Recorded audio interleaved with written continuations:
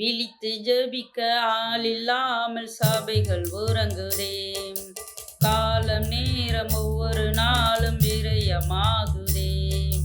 விழித்து ஜெபிக்க ஆள் இல்லாமல் சபைகள் உறங்குதே. காலம் நேரம் ஒவ்வொரு நாளும் விரயமாகுதே. எப்பா பிராவே எழும்பிடு, சபைகளுக்காய் போராடி ஜெபித்திடு. எப்பா பிராவே நீ எழும்பிடு, சபைகளுக்காய் போராடி ஜெபித்திடு. நான் எழும்பும் அளவும் இந்தியாவின் கிராமங்கள் பாலாய் போகின்றதே தேவனே, பாலாய் போகின்றதே தேவனே. ஹல்லேலூயா. ஆண்டவராகிய இயேசுவின் நாமத்தினாலே உங்களுக்கு அன்பின் வாழ்த்துக்களை நாங்கள் தெரிவித்துக் கொள்ளுகிறோம். கர்த்தர் நம்மை ஆசீர்வதிப்பாராக. கிறிஸ்துவுக்குள் பிரியமானவர்களே, நாம் இன்றைக்கு பார்க்க வேண்டிய தலைப்பு, எதற்கெல்லாம் விழித்திருந்து ஜெபிக்க வேண்டும், எதற்கெல்லாம் விழித்திருக்க வேண்டும். அல்லேலூயா. நாம் விழித்திருப்பதினாலே, விழித்திருந்து ஜெபிப்பதினாலே என்னென்னலாம் நன்மைகள் நமக்கு வருகிறது என்று சொல்லி இந்த வேத பகுதிகளில் நம்ம பார்ப்போம். அல்லேலூயா. ஆகையால் நீங்கள் கிறிஸ்துவுக்குள் பிரியமானவர்களே, இந்த நேரத்தை நாம் வீணடித்து விடாமல், சமையலில் கண்ணும் டிவியில் இல்லாமல் சற்று உட்கார்ந்து ஒரு அரை மணி நேரம்தான் ஆண்டவராகிய இயேசு என் மூலமாக உங்களிடத்தில் பேச இருக்கிறார். இந்த வார்த்தைகளை நீங்கள் கேட்கும்போது பலவிதமான நன்மைகளை, ஆசீர்வாதத்தை, சமாதானத்தை, சந்தோஷத்தை தேவன் கொடுக்க வல்லவராயிருக்கிறார். அல்லேலூயா. ஆகையால் டிவியை கூட சில பேர் ஆஃப் பண்ணுறதுக்கு நீங்கள் ரெடியாக இருக்கிறீங்க. சற்று உங்களுக்காக தான் தேவன் பேச இருக்கிறார். மகனே, மகளே, டிவியை ஆஃப் பண்ணுவதனால நீங்கள் தேவனுடைய அன்பை சுதந்திரிக்கலாம் என்று நினைக்க வேண்டாம். அல்லது பெரிய ஒரு ஊழியக்காரர் செய்து கொடுப்பார், அதை நாம் கேட்க வேண்டும் என்று சொல்லி எண்ணி விட வேண்டாம். பரலோக ராஜ்யத்தை இழக்க வேண்டாம். அந்த பெரிய ஊழியர்களும் எங்களை போன்ற சிறுவர்களாக, சிறியவர்களாக இருந்தவர்கள்தான். வார்த்தையில் எப்படி கையாள வேண்டும், எப்படி செய்தி கொடுக்க வேண்டும் தெரியாமல் இருந்தவர்கள்தான். ஆனால் நாளடைவில் அவர்கள் மேல் தேவனுடைய கிருபை இருந்ததினாலே இன்றைக்கு ஆண்டவருக்காக பயன்படுகிற பாத்திரங்களாக இருக்கிறார்கள். அல்லேலூயா. ஆண்டவர் உங்களை ஆசீர்வதிப்பாராக. வேதத்தை என்னோடு திருப்பிக் கொள்ளுங்கள். மார்க் எழுதின சுவிசேஷம் 14ஆம் அதிகாரம் 34வது வசனத்தை நாம் வாசிப்போம். அப்பொழுது அவர், என் ஆத்துமா மரணத்துக்கு ஏதுவான துக்கம் கொண்டாடுகிறது, நீங்கள் இங்கே தங்கி விழித்திருங்கள். ஆண்டவராகிய இயேசு கிறிஸ்து சொல்லுகிறார், என்னுடைய ஆத்துமா மரணத்துக்கு ஏதுவான துக்கம் கொண்டாடுகிறது. அல்லேலூயா. ஒரு முறை கானா ஒரு கல்யாணம் என்ற சம்பவம் நாம் எல்லாருக்கும் உண்மை சம்பவம், தெரிந்தது ஒன்றே. அப்பொழுது தன்னுடைய தாயார் மரியாள் திராட்சரசம் குறைவுபட்டிருக்கிறது என்று போய் இயேசுவினிடத்தில் சொல்லுகிறார்கள். அப்பொழுது இஸ்ரீயே, எனக்கும் உமக்கும் என்ன, என் வேலை இன்னும் வரவில்லை அப்படி என்று சொல்லுகிறார். இந்த யோவான் எழுதின சுவிசேஷம் முழுவதும் நீங்கள் வாசிக்கும் பொழுது, என் வேலை இன்னும் வரவில்லை, உங்கள் வேலை எப்பொழுதும் இருக்கிறது என்று சொல்லுவார். ஆனால் அந்த காலகட்டம் அப்படியே வந்து கொண்டிருக்கிற அந்த தருணத்தில் ஒரு முறை சொல்வார், என் வேலை வந்து விட்டது, புறப்படுங்கள் என்று சொல்லுவார். இப்போ இங்கே பார்க்கும்போது மரணத்துக்கு ஏதுவான துக்கம் கொண்டார். இவருடைய வேலையை மறிக்கும்படியாக வந்தது தான் வேலை. பிதா ஒரு முறை சீடர்களிடத்தில் சொல்லுகிறார், எனக்கு ஒரு போஜனம் நியமிக்கப்பட்டிருக்கிறது. என்ன போஜனம்? அவர் ஆவியிலும் ஆத்துமத்திலே சரீரத்தின் மூலமாக மறிக்க வேண்டும். அதுதான் அவருடைய போஜனமாக இருந்தது. கிறிஸ்துவுக்குள் பிரியமானவர்களே, என் அன்பு சகோதர சகோதரிகளே, அப்படி இருக்கிற வேலை இருந்தாலும் கூட கெட்செமனே தோட்டத்தில் அந்த சம்பவங்களை நினைத்து பார்க்கும்போது அவரால் தாங்க கூடாத ஒரே ஒரு ஆத்தும வாரம், மரண துக்கம் கொண்டாடுகிறது போல இருக்கிறதாக நம்மால் பார்க்க முடிகிறது. அப்போ என்ன சொல்றேன்னா, மரணத்துக்கு ஏதுவான துக்கம் கொண்டாடுகிறது. நீங்கள் என்ன செய்யுங்கன்னா, விழித்திருந்து ஜெபம் பண்ணுங்கள். ஒருவேளை உங்கள் பிள்ளைகள் வியாதியோட, போராட்டத்தோட, கஷ்டத்தோட மருத்துவமனைகளில் நீங்கள் வைத்திருக்கலாம். உங்களுடைய பிள்ளைகளை, உங்களுக்கு பிரியமானவர்கள் மரிக்க போகிறார்கள், மரித்து விட போகிறார்கள். எப்பொழுது இப்படிப்பட்ட வார்த்தைகளை நான் கேட்க போகிறேன், இவ்வளவு பெரிய வார்த்தை என்னால் எப்படி தாங்க முடியும் என்று சொல்லி நீங்கள் கேட்பீர்களானால், இந்த இடத்துல நீங்கள் செய்ய வேண்டிய ஒன்று, விழித்திருந்து ஜெபிக்க வேண்டும். அல்லேலூயா. இங்கே சொல்லுகிறார், தேவனாகிய கர்த்தர் சொல்லுகிறார், நீங்கள் விழித்திருந்து, என்னுடைய ஆத்துமா மரணத்துக்கு ஏதுவான துக்கம் இருக்கிறபடினால நீங்கள் என்ன செய்ய வேண்டுமா, விழித்திருந்து ஜெபிக்க வேண்டும் என்று சொல்லி இங்கே பார்க்கிறோம். அல்லேலூயா. அதே நேரத்தில் 37வது வசனத்துல நம்ம வாசிக்கும் போது, அதே அதிகாரத்துல 14வது அதிகாரத்துல, பின்பு அவர் வந்து அவர்கள் நித்திரை பண்ணுகிறதை கண்டு பேதுருவை நோக்கி, சீமோனே, நித்திரை பண்ணுகிறாயா? 1 மணி நேரம் விழித்திருக்க என்ன செய்ய, விழித்திருக்க கூடாதா என்று சொல்லி பேதுருவை பார்த்து சொல்லுகிறார். அல்லேலூயா. இங்க பார்க்கும்போது யோவான், யாக்கோபு, பேதுரு 3 பேரும் அங்கே போகிறதாக அழைத்து கொண்டு போனார். ஆனால் இவர்களுடைய தூக்கம், எப்பொழுதும் ஊழியம் செய்து கொண்டிருந்தார்கள். எப்பொழுதும் இந்த 3.5 ஆண்டுகள் செய்த ஊழியம், சீமோனை கூப்பிடும்போது, அடுத்து யாக்கோபை கூப்பிடும்போது, யோவானை கூப்பிடும்போது சொல்லுகிறார். என்ன சொல்லுகிறார் என்று பார்க்கும்போது, அல்லேலூயா, மனுஷரை பிடிக்கிறவர்களாக உங்களை ஆக்குவேன் என்று சொல்லி சொல்லுகிறார். அல்லேலூயா.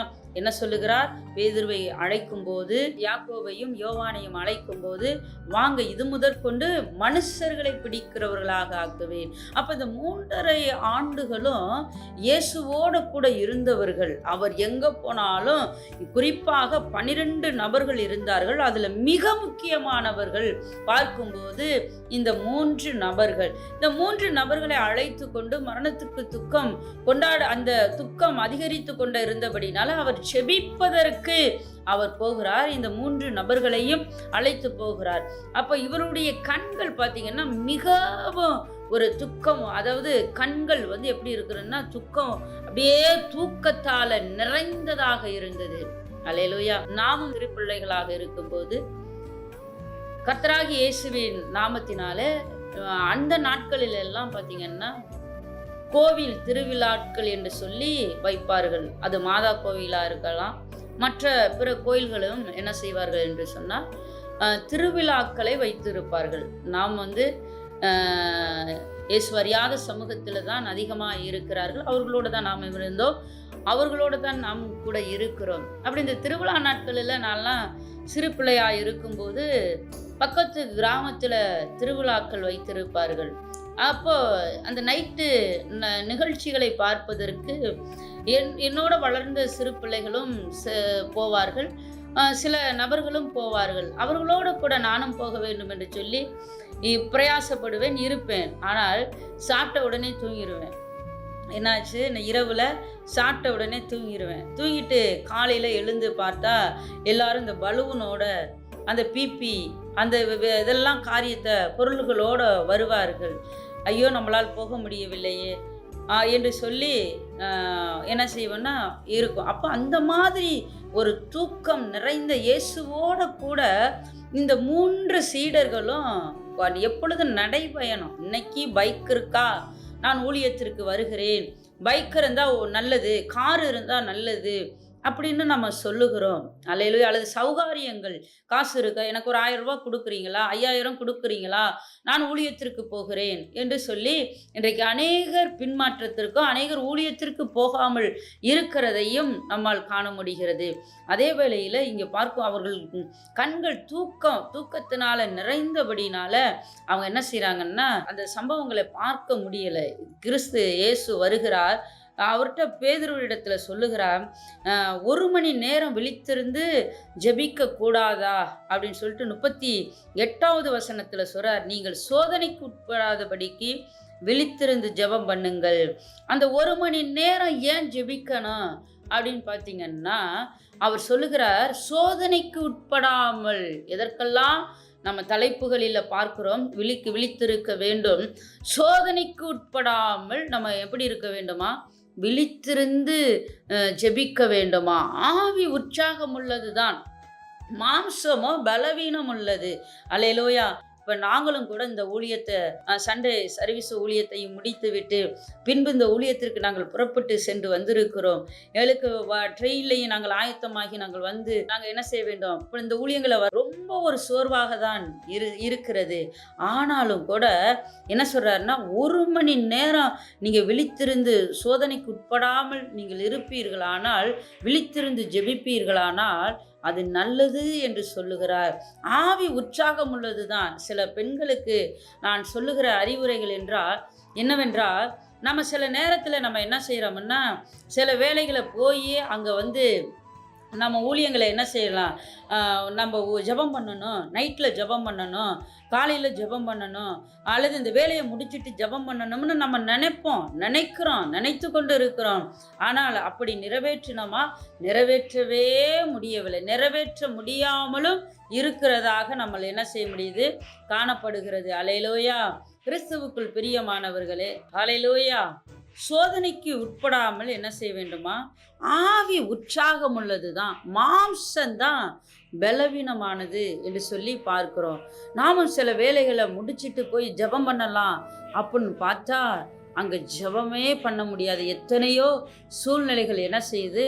நம்ம ஜெபத்தில் தரிக்கக்கூடாதபடி, ஜெபத்தில் விழித்திருந்து ஜெபிக்கக்கூடாதபடி, திறப்பில் இருந்து ஜெபிக்கக்கூடாதபடிக்கு, மன்றாடி ஜெபிக்கக்கூடாதபடிக்கு சில தடைகள் என்ன செய்கிறதுனா நமக்கு முன்னாடி நிற்கிறது. அல்லேலூயா.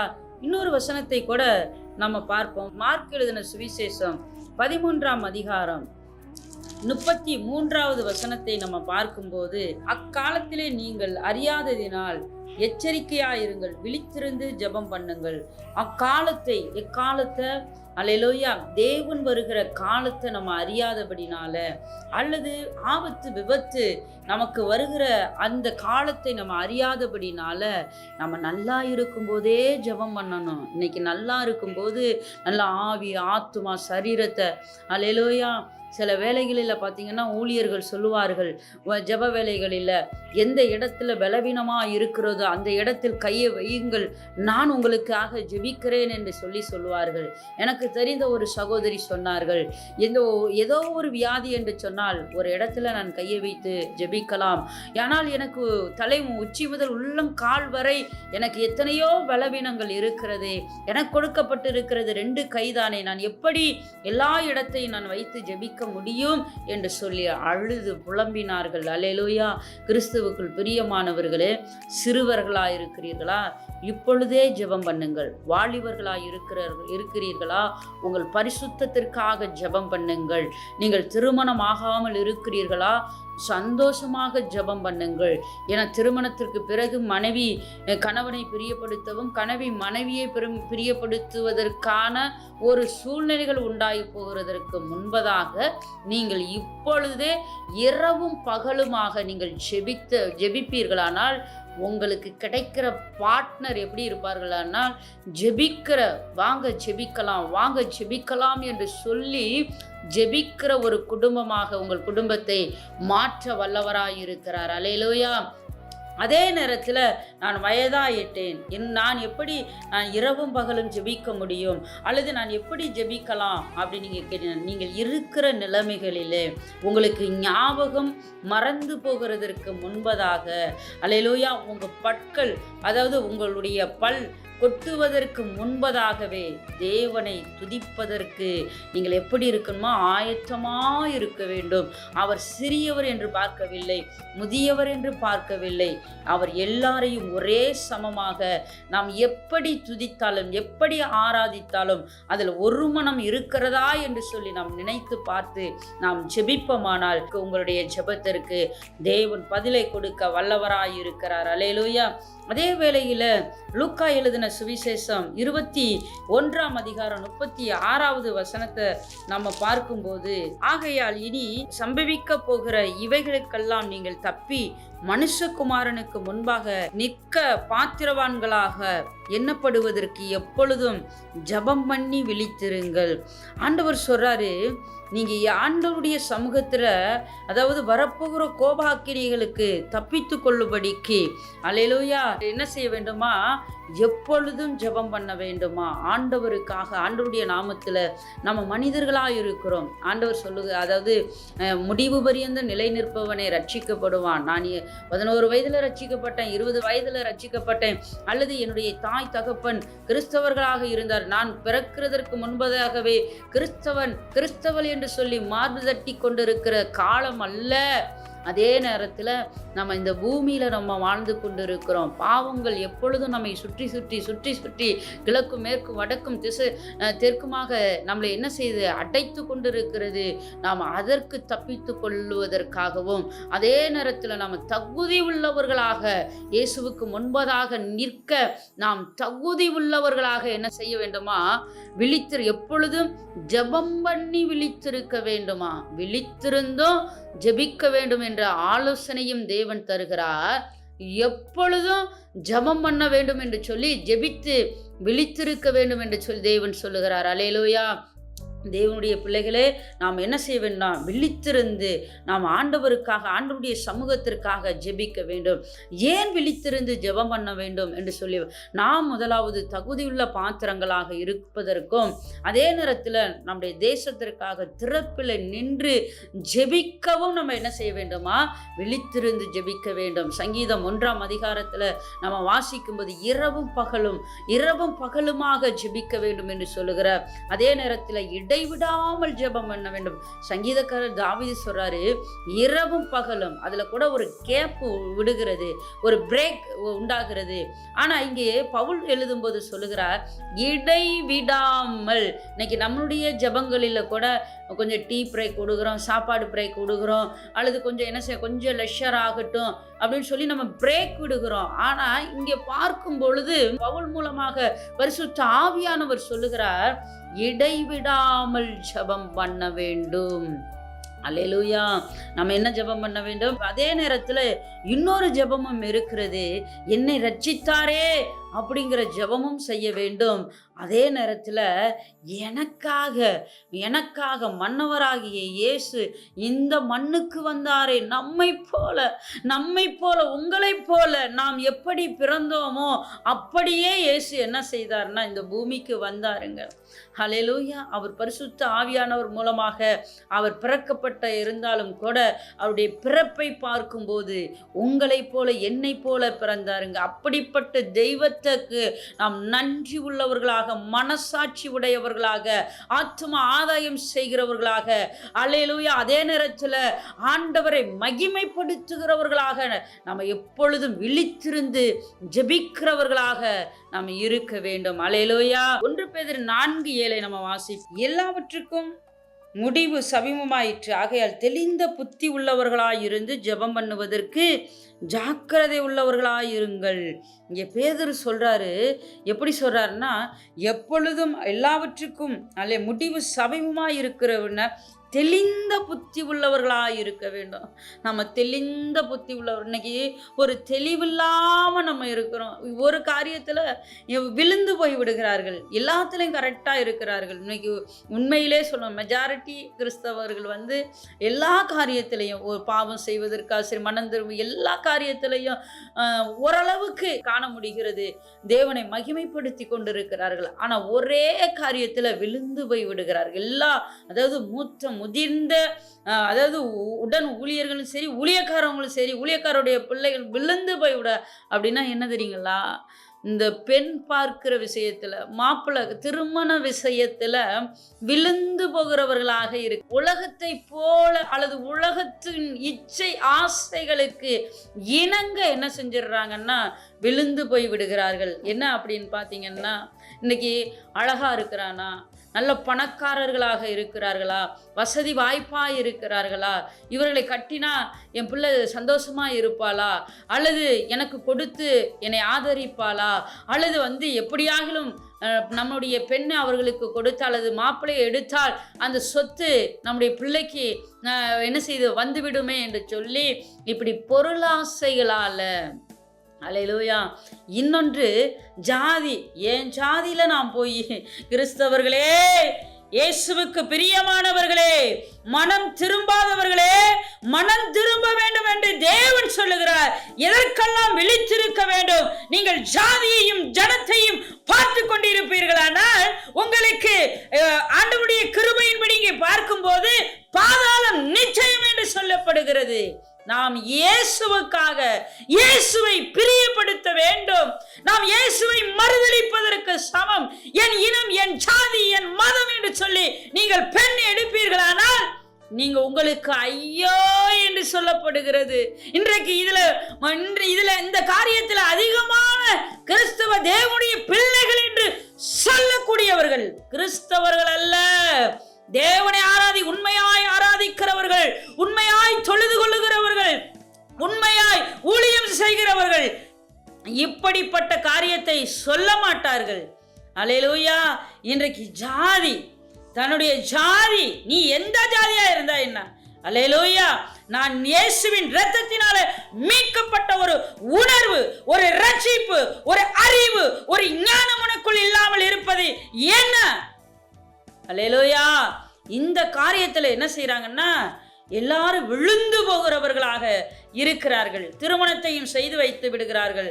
அதற்கு பிறகு அழுகிறார்கள். சில ஊழியர்கள், சில முதியவர்கள் சில காரியத்தை சொல்லுவார்கள். வேண்டாம், இந்த பெண் வேண்டாம், இந்த மாப்பிள்ளை வேண்டாம், இது உன் குடும்பத்திற்கு ஒத்து வராது என்று சொல்லியிருப்பார்கள். ஆனால் அதெல்லாம் அவர்கள் கேட்டிருக்க மாட்டார்கள். திருமணம் முடிந்த பிறகு கொஞ்ச நாட்களுக்கு பிறகு ஐயோ ஏனோ தெரியவில்லை, ஐயோ என் போதகருடைய சொல்லை நான் கேளாமல் போய்விட்டேனே என்று சொல்லி பரிதபிக்கிறவர்கள் இன்றைக்கு உண்டு. அதே நேரத்துல எனக்கு ஏசப்பா சொல்லியிருக்க மாட்டாரா? எப்படி சொல்லுவாரு? மீண்டும் மரியாளுடைய வயிற்றில் பிறக்க வேண்டுமா, அல்லது மீண்டும் உங்களுக்காக பாடுபட வேண்டுமா, அல்லது அந்த யூதர்கள் காரி துப்பினார்களே, கொட்டினார்களே, அறைந்தார்களே, சிலுவையை இயேசு சுமந்தாரே, காயங்கள் பட்டாரே, அப்படி மீண்டும் உங்களிடத்துக்கு வர வேண்டுமா? பிரியமானவர்களே, லாசருகிற சம்பவத்தை நமக்கு தெரியும். அந்த ஐஸ்வர்யவானுடைய சம்பவத்தை நமக்கு தெரியும். அவர் சொல்லுகிறார், அந்த ஐஸ்வர்யவான் சொல்லுகிறார், இந்த லாசருவை அனுப்பு. அங்கேயே அவன் அற்பமாக எண்ணப்படுகிறான். அதே நேரத்தில் இந்த லாசரு போய் சொன்னார், என் 5 சகோதரர்கள் மனம் திரும்புவதற்கு ஏதுவா இருக்குமே என்று சொல்லி ஆபிரகாம் இடத்தில் சொல்லுகிறார். அல்லேலூயா.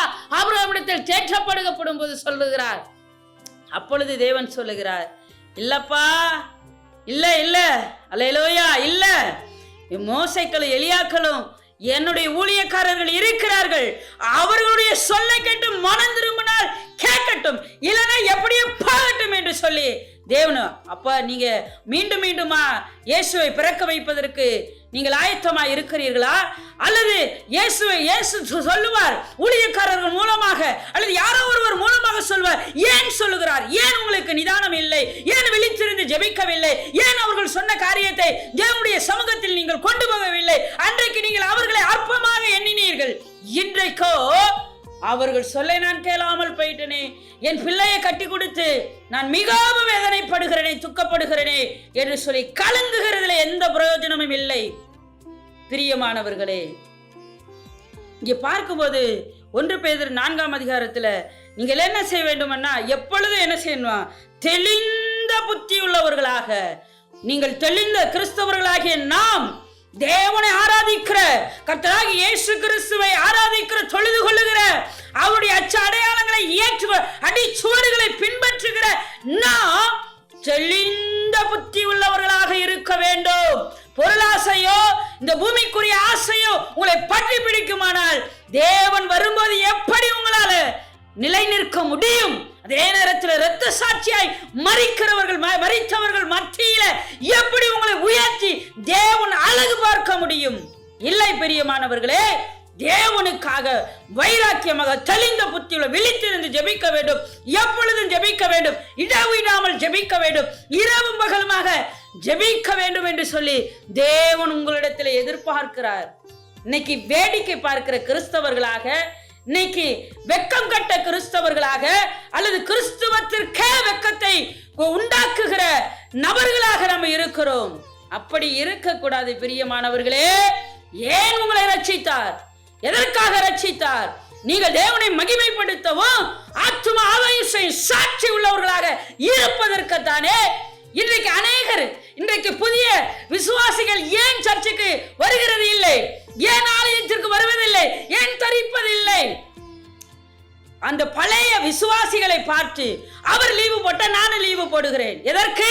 ஞாயிற்றுக்கிழமை ஆராதிப்பதற்கு, கல்யாணம், காது குத்து, மற்ற விசேஷங்களுக்கு செல்லுகிறார்கள். பழைய விசுவாசி என்று சொல்லக்கூடியவர்கள், அற்ப விசுவாசிகளே, இருதய கடினம் உள்ளவர்களே, மந்த அறிவு உள்ளவர்களே, இயேசுவுக்காக ஏன் இயேசுவை அவமாக்குகிறீர்கள்? இயேசுவின் நாமத்தை ஏன் வீணிலே வழங்கிக் கொண்டிருக்கிறீர்கள்?